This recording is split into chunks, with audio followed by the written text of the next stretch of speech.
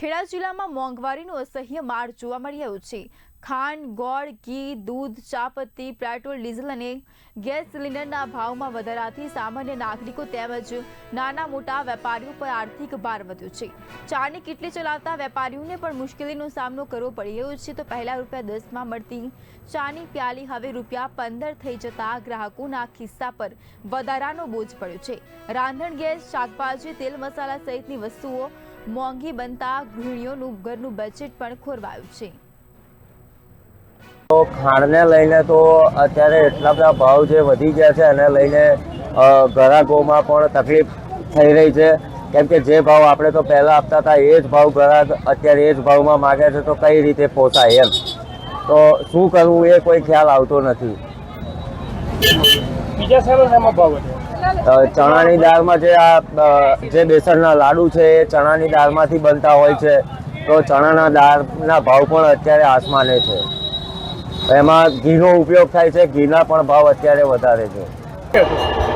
ચાનો ધંધો અત્યારે કરવો બહુ અઘરો થઈ ગયો છે, કેમ કે આ વધતી મોંઘવારીના લીધે કે યાત્રાળુ આવે છે અહીંયા ઘણા સમયથી હું કરું છું। પહેલાં નોકરી કરતો હતો, ત્યારે મારી આ લોન લઈને નાની એક લારી લઈને ઊભો રહ્યો છું, પણ અત્યારે આ જે મોંઘવારીના કારણે અમે ધંધો અમારો સાવ ઠપ થઈ ગયો છે।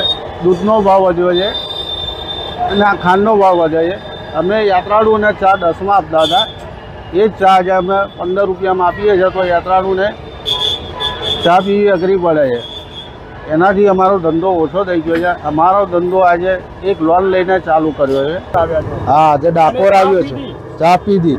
પહેલાં 10 રૂપિયામાં મળતી હતી, પણ હવે 15 રૂપિયામાં મારે પીવી પડે છે। પોસાય છે ખરું? ના, નથી પોસાતું।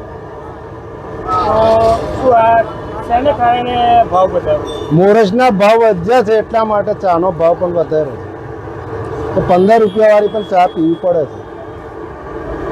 હા, જો પહેલાં ડુંગળીનો ભાવ 40 રૂપિયા હતો મેન તો અત્યારે તો 70 રૂપિયા ભાવ થઈ ગયો ડુંગળીનો। તો શું ખાવાનું ડુંગળીનો? ખાંડનો ભાવ 40 હતો, અત્યારે 80 થઈ ગયો। અમે ગરીબ લોકો અત્યારે 150-200માં કામ કરીએ, તો અમારે ઘર કેવી રીતે ચલાવવું? બધી જ વસ્તુના ભાવ વધી ગયા છે। ટામેટાના 70 થઈ ગયા, બટાકાના 50 થઈ ગયા, કોઈ બી શાકભાજીના ભાવે સસ્તા નથી, બધા ભાવ વધી ગયા। ખાંડના વધી ગયા, કઠોળના વધી ગયા, ગેસના ભાવ વધી ગયા।